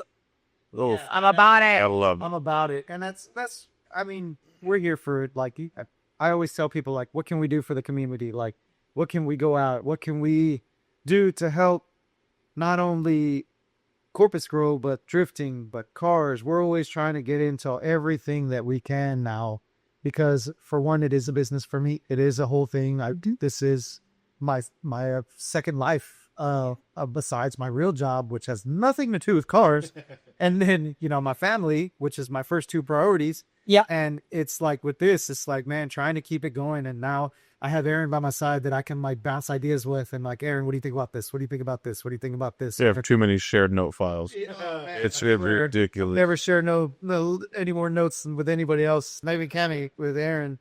But going to that is just, you have those people that you help inspire you, that help you push, that want better for not only yourself, but as a group trying to raise. Because, you know, we've been in this sport long enough to where we've made our friends, we've made our people, we have every source at our fingertips. And I think we need to start using them for sure. to help out and to throw it out there. On that note, this is really something that I hold myself to. Also, I think it's our responsibility as the OGs to show the people that are coming into the sport how this goes, how where we came from, where the roots started, how to do this safely, why we do things, and you know, create that community and allow them to come into it and welcome them into it. And like, we all understand, like, not everybody wants to compete. Like, you don't have to compete. No, exactly. Yeah. Yeah, it's not everyone's goal to go pro. I mean, maybe one day or something again, but like, if I get bored, but like, right now I'm just enjoying drifting, traveling with my wife, my dog, you know, like, it's great. Dog. Yeah. My girl, she couldn't come this time. Oh, yeah. She had plans. She couldn't come this time. She came last time, though. She had a date. She's a Corpus girly. I told her, I said, listen, sister, you can't come this time. So sorry.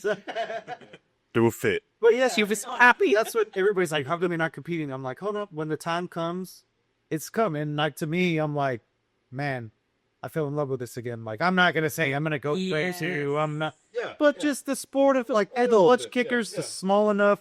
But, this past event was small enough. But it's to a size to where it was like, man, I enjoy the roots of that. And you've been working with them since they started at Emerald Coast, right? So yeah, so I drove Clutch Kicker Start, I think it was 2020.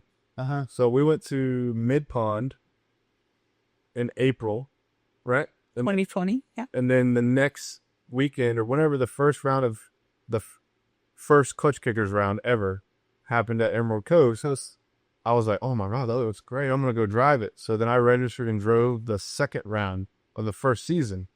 I was like, oh my God, this is awesome. Like, track's sick. Like, the whole series is awesome. The way everything was ran. Like, and then I was like, I don't know if I want to compete, like, and like dedicate like all of every resource I got to like go and compete. Like, spares, tires, like everything. A lot. Prep. Like, so I was like, I want to be involved, but not on the like competing side. Right. So then we drove a fun day in December of that year, I think. Right? I don't know. At the end of the season had happened, and I was watching. Time isn't real to me. It has to be time watching the stream or whatever, and I was like, "This is cool." So my family also lives in Panama City, which is like 45 minutes from Emerald Coast. So then we make it like a family trip too. We go see everybody. It's fun. So we went to a fun day. Her and I both drove, and like my dad came, my mom came, my grandparents came. It was awesome. And then I talked to the original Clutch Kickers staff and told them I wanted to be involved. Like, you know, what do we need to do for next year for like me to, you know, be a judge? And then, so that escalated to me being a judge for the next year. And then that was at the second year of Clutch Kickers. This damn dog, dude. Is that your dog? No. We hear you, buddy. East Coast dogs. Yeah. No, so I judged the second year of Clutch Kickers. That was at Emerald Coast Dragway, and then I came back for the third season of Clutch Kickers at the Freedom Factory. Freedom Factory was a different environment. The track was not meant for drifting, so it's very slippery. It was also basically in Tampa, south of Tampa, so it rained like at 2 p.m. in the afternoon every day. Damn. So basically, the track was like super wet all the time. And then, so it was just not ideal conditions. So third season was pretty rough. For like, but driver count was difficult to maintain because each round was getting like rained out. Yeah. And then we'd have to postpone it. And then the schedule was all screwed up. And of course, like people take off work to like, they work. Yeah. Like I was there in 2013, 2014. I would take a couple days off to go compete. You can't stay an extra day to compete or whatever because or come back the next weekend. Yeah. Oh, let's just stay until the next weekend, 12 hours away. Yeah, hold on. Yeah. So, which we understood, but I really enjoyed the second season and the third season, honestly, but the first season that I judged, the second season of Clutch Kickers, was it just seemed more like that was like the prime time for me when I was involved.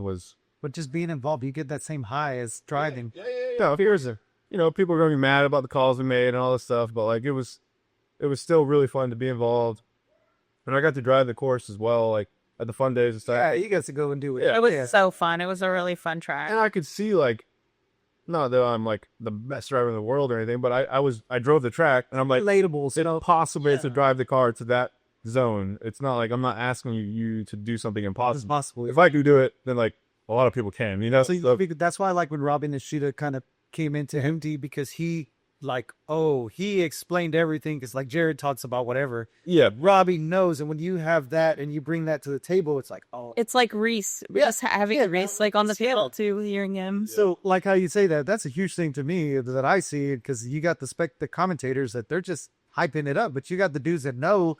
Then that helps people like us that know what's going on. Oh, okay, yeah. I can relate. He's asking us to drive to this zone. Like, it must be possible. He's not going to ask us to do something impossible. Impossible, yeah. So that's how I look at it. So, like, that's what a question I had for you, seeing the race data labs. I don't know if you saw, me and Ben shared a thing and it came huge, but it was a comparison of how it was. And to me, it exposed you, like, from a judging standpoint, like, yeah, I had a badass follow run, but I missed the two zones, and it was like, shit.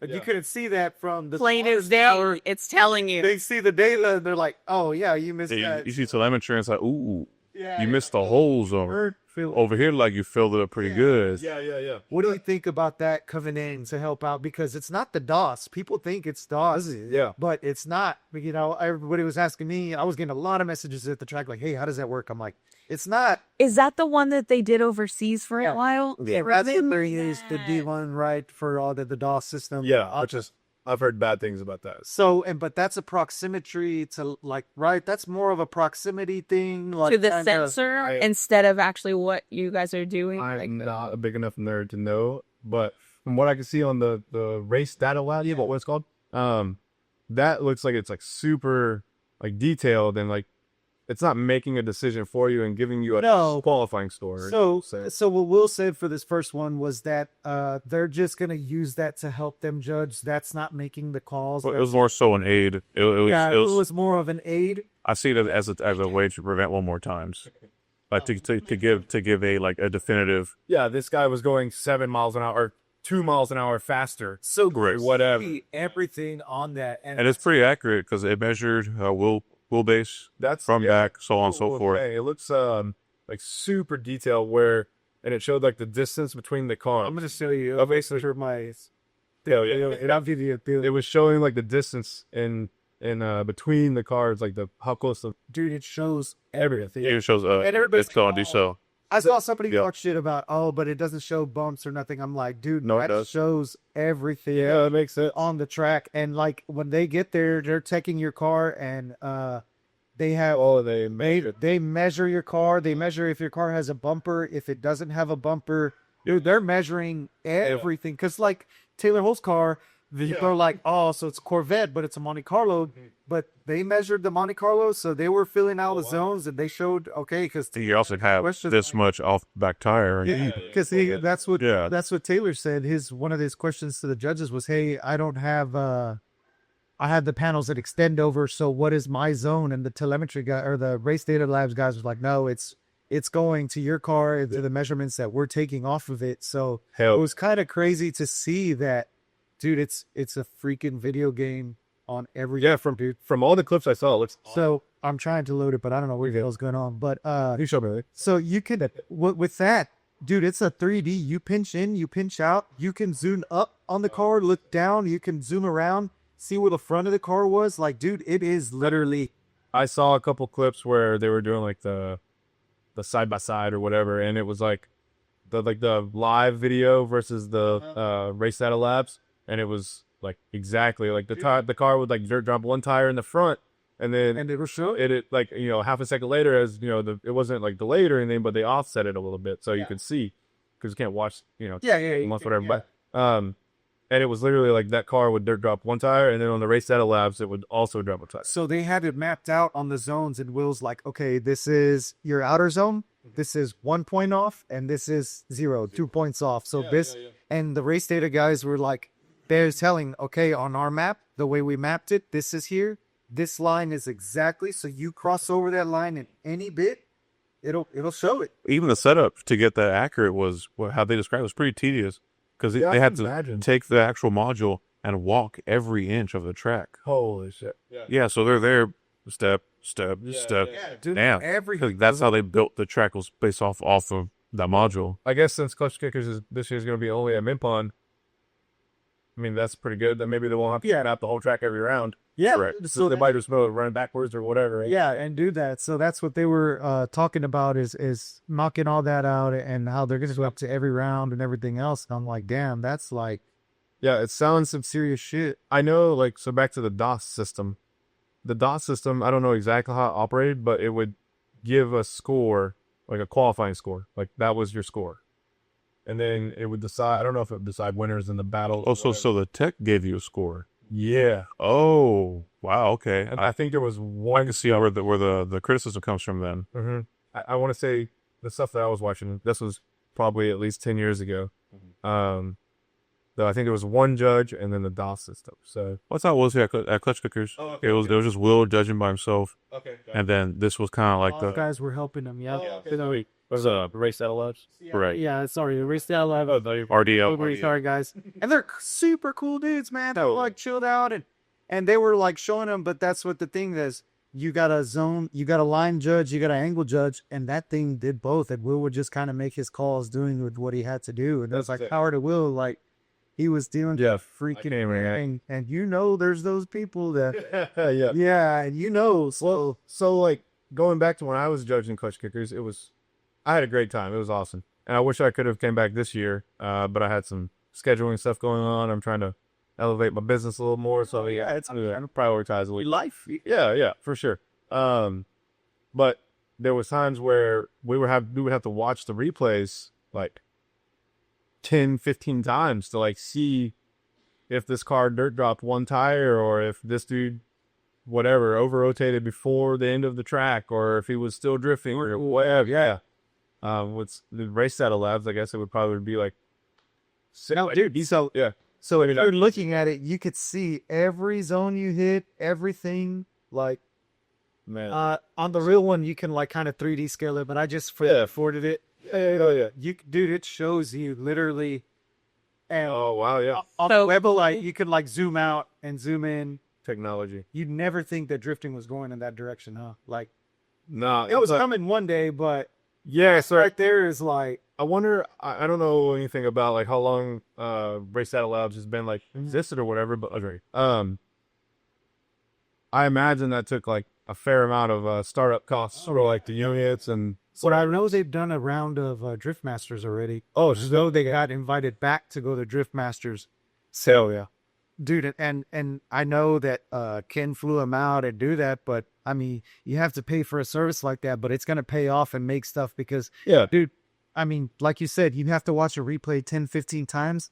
With that, you just zoom in, zoom out, hold the spot. Oh yeah, look, he was out there. So it saves. So it's so time effective. So another thing too, it's very time effective, but it's also like, even if we were to watch it, whatever. Obviously, I've had several friends over the years that have competed, like, and also competed in Clutch Kickers while I was a judge. Right, I was totally not like rooting for them or anything. Yeah, but you're like, we have to watch replays 10 or 15 times just to make a decision. Sometimes I would make a decision against my friend and then my friend's mad at me. Yeah. Or even if it was someone random, like I don't even know who this person is. If I had to make a decision against them because they messed up, they're mad. But if you have that, Race Data Labs, then it's like, dude, here's the video. Yeah, that's it was every bit of it, bro. And that's why I was like, on some of my runs, I was like, damn, I got exposed. I could have won. I was like, oh, man, it sucks. You know what I mean? But it's like, dude, I mean, it makes a lot of sense. It fills out everything, and that made and so they were those guys petitioning because they were slowing down before they entered, and they were like, no. So they said, hold on, they busted this out and they watched. Yeah, look, when you entered, you dropped 8 miles an hour. Why? And So it was like, it's like you're going uphill. So why are you? So they were like breaking it down like crazy, dude, and they were doing what they had to do. So awesome. So I kind of like it. I think it's going for the good. And to me, I tell these guys, I fucking hate qualifying. There is nothing worse than qualifying. I'm a draw the hat kind of guy, or hey, let's do the whole thing because qualifying. So when we drove Pro-Am, it was qualifying. Yeah, Lone Star, and it was great. To like, you knew your first battle. If you qualified well, you knew your first battle was gonna be someone that didn't qualify. Yeah. So you kind of had that mindset. You were good. Like, but if you qualified bad, then you're going against someone that's good. You might be one of your homies that's also been driving 10 years or whatever. But I liked qualifying, even though it's, as a driver, I like qualifying. Okay, but as a judge, I did not like qualifying. No, it's a long process. It's a timely thing. And I'm like, it's a big responsibility. Better back. It is. I'll take some good battles over the time. Like, let's get into this shit. Like, let's drive, do what we got to do. Or I really like qualifying as a driver, though, just because, like I said, if you top 10, if you qualify within the top 10, you know you're going. Yeah, you're going against someone probably less experienced than you, or whatever. They got a really slow car, or they're right. So, or they just had a shitty run, and then you just jinxing yourself. But like with no qualifying, okay, I'm gonna get roasted to this, but I drove a knuckle up comp a couple years ago, and no qualifying. I don't remember how. I think it was just random order. Yeah, I love Jimmy Yates. Dude fucking kills it. The knuckle up. And the qualifying, there's no qualifying. So basically everybody get randomized. So you signed up, you wanted to drive the comp. Yeah. It was a tandem only comp. I got up against I don't remember the dude's name. Anyways, I was like, oh, this dude's like, he looks really young, like maybe he drives a sim a little bit, whatever. He's got like a V8 FRS. I was like, oh, I'll give him some space. Yeah, he was like talking to me. He's like seemed like he was like 18 years old, you know. So I was like, oh, I'll ask him if you want to lead or follow first, whatever. And he was like, oh, I'll lead first. So I was like, okay. So I followed him. I gave him like 3 car lengths, you know. I was just like chilling because I was like, oh, I thought this kid was gonna wreck his shit on the first turn. No, he like did really good. So then he got to follow me, and I'm like going as fast as I can. This kid is like on my door, sniped me, dude. I was like, oh my God. So then that's when I realized, I was like, man, not knowing how that other person, I don't drive a lot of knuckle up events, but I had but you don't know, like, I'm not familiar with all of those drivers. I'm not familiar with all the courses. That's also their track. True. But like, I had no idea like who this dude was. I literally thought it was like his 30 man, like whatever, right? But no, a kid can drive. And so if there was qualifying, I would have been like, okay, like he qualified pretty high, you know? Yeah. Like he's pretty good.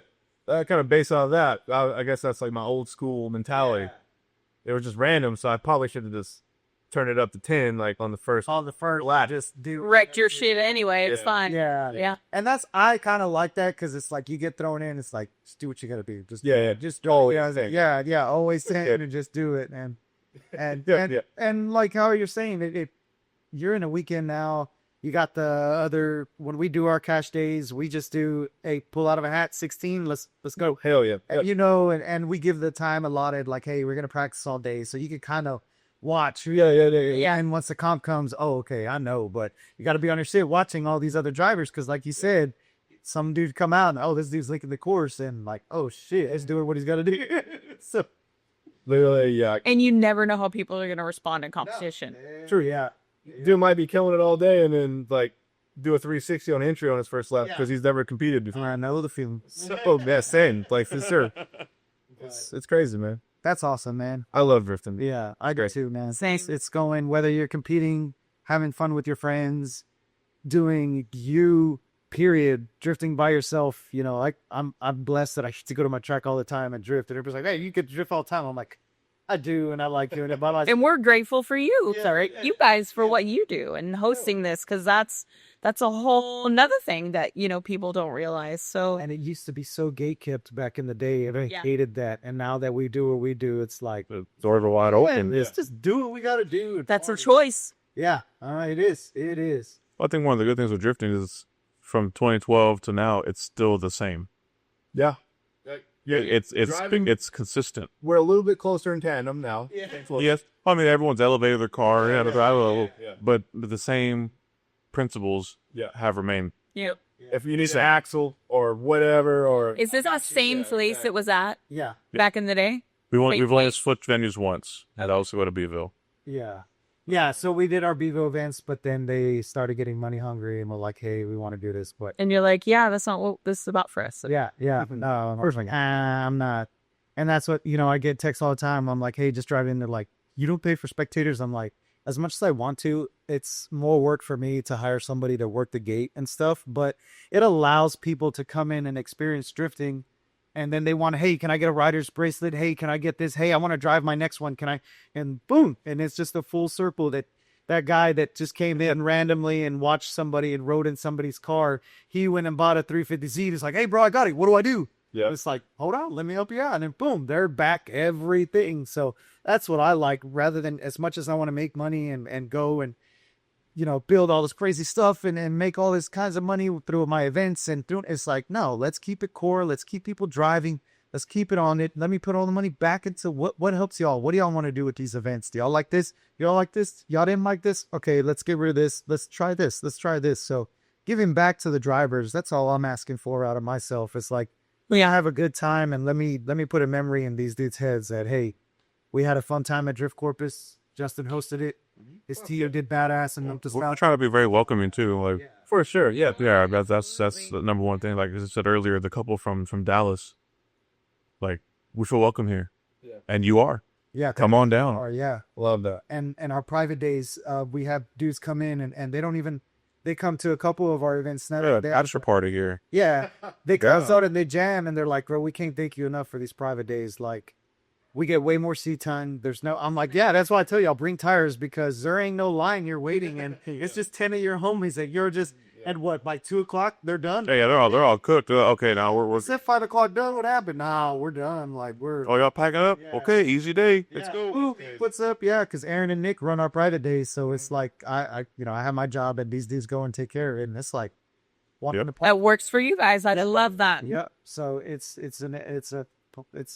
been a blessing to be able to do with our managers and what we have to do, because we all know the stories of what's going on with venues all across Texas, all across the states, all across everywhere. Like, Irwindale shutting down. Like, nobody ever would have thought that. Like, so I asked somebody the other day if they've ever heard of mineral wells, like something that's in the drifting community. yeah. They're like, no. I was like, oh man, Your age. What is that? Nothing. No. yeah. Like watch the YouTube. They have good water there. Yeah, there's an airport. Yeah. It's over there. That's what one of my friends, she's like, you used to go to, that's where I get my water from. I'm like, what? She's like, yeah, I drive to Mineral Wells to get my water. I'm like, you girl? That's all you. All you. Old friend of mine. This is hilarious. Yeah, I think, man, we're super grateful to like come out here, because like I was saying earlier, we're super grateful for Drift Corpus, because it's like we are able to travel down here. It's only 4 hours, but we're still like, and we're hopping our van, like, we camp for the weekend. Isn't Adventure. And it is. And that's why I always post on our stories, like, hey, come down, enjoy the beach, enjoy downtown, enjoy the scenery. Like, and people don't know this Drift Corpus is my one weekend off that I'm officially off. So like, that's why I don't make a lot of out of town events, because this is my one weekend off, but I'm still working, doing what we got to do for it. Yeah. Because I love it. I'll never take it back. All the struggles we've gone through is like, no. Oh, it's drifting. Yeah, it's worth it. It's 100% true. Mm-hmm. It's a small price to pay for a lot of fun. So Yeah. And it's withstood the test of time. So. Exactly. Yeah. And it will continue to. Nothing hits different than like, I guess you get like fresh kit on your car, you get your car painted or wrapped or whatever, and then you're like jamming with your homies, and then you just all pile it up, and then like you're not even really mad. Yeah. You're just like so hyped that you just all just wrap your shit. Oh, it's like your first event with the rap.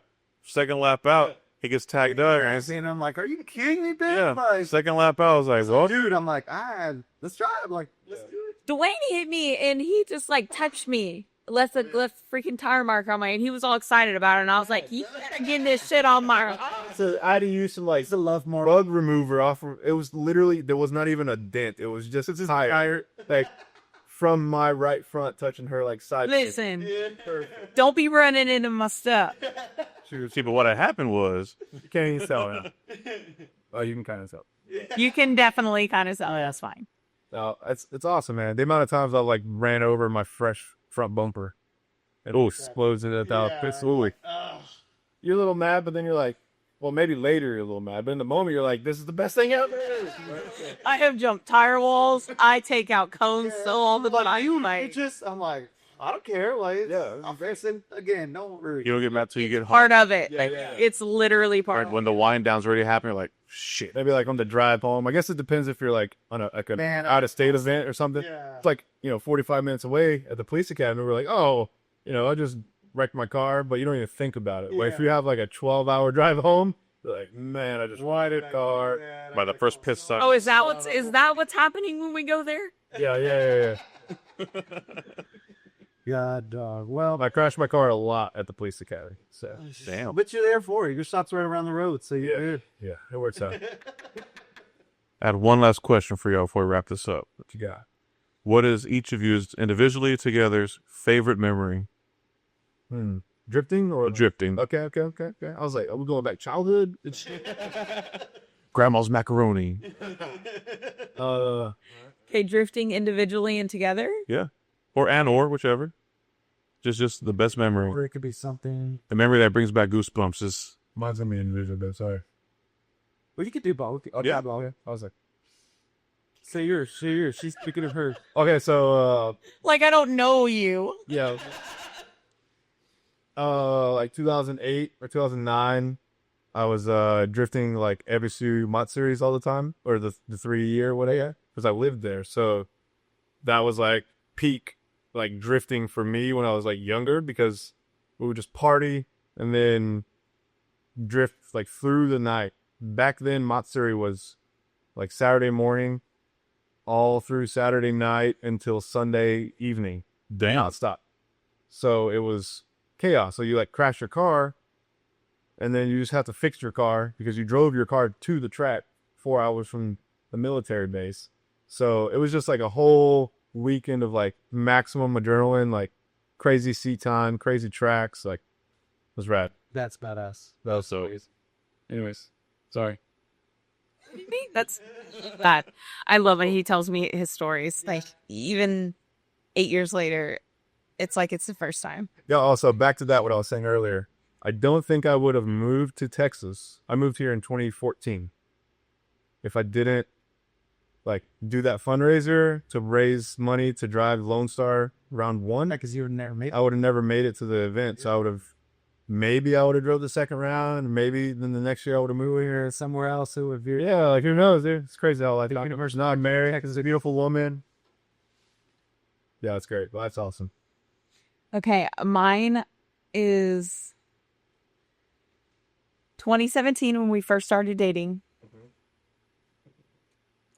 I remember FaceTiming you, and I think it was like a police academy event, and Chelsea was there, and it was like I think it was like a Lone Star event. Anyway, and skid pad, it was raining. And you were at work, and we like hadn't really started dating yet, right? And I had him on like FaceTime in my car, and I was like on the skid pad. And I just remember you were like cheering me on, you were like telling me stuff. Yes. I was telling her like floor it or clutch kick, and yeah, I remember. Oh, But I knew we're like, what are you doing? And you're, Yeah. just leave me alone. Stall, the restroom stall.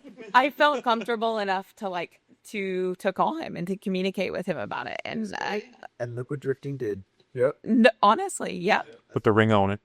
Thanks, Sean. Same here. He totally, Yeah, he did. totally sideswiped Remember us. Sean? St. Hooked Pierre? us up. Yeah.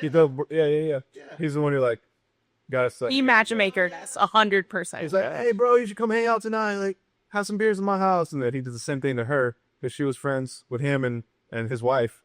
And then so I show up and she shows up and then we hang out. Oh, Yeah. was planned. No, he knew exactly what. Oh, he did. Yeah, like it was on purpose. And then we knew, like, we both knew immediately we're each other's person. So, and then I didn't get a ring at first, but I got a 2-car trailer. So, like within the first year. Well, so this we tried. I don't know if we're trying to shut this thing down or what, but we tried to tow 2 cars with 2 open trailers behind 1 truck. Don't do it. Were you saying you welded something and you were pulling with 2? We borrowed my buddy, I don't remember whose trailer it was, but it had a receiver hitch on the back of the trailer. It was like an 18-foot car hauler. And then so we loaded 1 car on there and then hooked. Don't try this at home, kids. Yeah, don't do this. And we hooked the other trailer up to that trailer, and then we loaded the other car on that trailer. And then we just drove all the way, I think it was to Mineral Wells. Yeah. And we did not reverse the whole time. Because it's like, wait, so you pulled... Is that what it snowed? No. Oh, okay, different one. Yeah. Damn. Yeah, that was... I love that. I feel like I know this because you're always posting on your stories, and I'm always like... Yeah, I get to post stupid stuff in their photos, but it's, yeah. 2 cars, 2 trailers. We were doing clutch kickers, and your boy hit me up, Chris. Nia. Yeah, it was like, bro, dude, I'm watching Roll Yard kicking ass. Good luck out there kicking ass. I'm like, bro. And it's like, I met him because of you. Because we were pit buddies. And Everybody thought we were brothers. Like, yeah. We all thought that because y'all were homies. Y'all were always together and everything else. And it's like, man, I've met people all over this world because, you know, one person, and now look where this full circle is. And it's crazy that we keep that communication with everybody, and you never know. Like when I was in Florida one time, I think I hit him up and he was like, oh yeah, this is, and I was like, oh, thank God. Like, oh yeah. Like, you know, and you have those connections with everybody, and look what drifting did. So that's awesome. That's amazing. And I'm so glad you are my friends. I'm here for it. Y'all ever need something, y'all know I'm always right here. Like, I love helping y'all.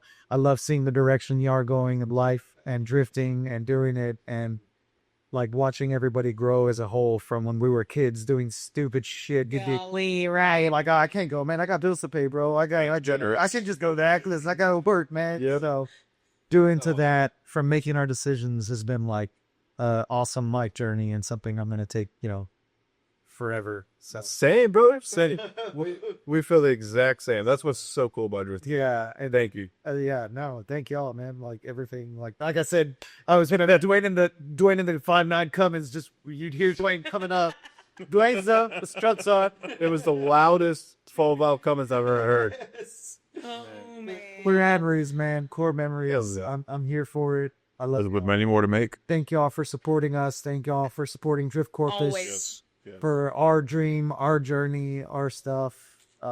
We appreciate y'all so much. Yes, let's go. Drift Corpus, Tandem Hearts Club. Hell yeah. So that's today's episode. Thank y'all for tuning in. Follow Dewayne, follow Missy, follow Aaron, follow all of them. Drop your ads. Every single ad. Drop them all. All y'all's ads before we do it. Okay, we got Instagram is at Ramsey Race Prep. Facebook is Ramsey Race Prep. Email ramseyraceprep@gmail.com. Hell yeah. That's it. We have a hell yeah at gmail.com. I should. All right, guys, on Instagram, I'm the short for Lady Driven, so LDY_DRVN, or you can just look me up, Missy. We'll tag everything. Purple S13, that's me. And High Vibe Cosmo is my cosmetology account. So see you guys on the tracker in my chair. So we'll see y'all. That's it for this episode. Thank y'all for tuning in. We'll catch you next time.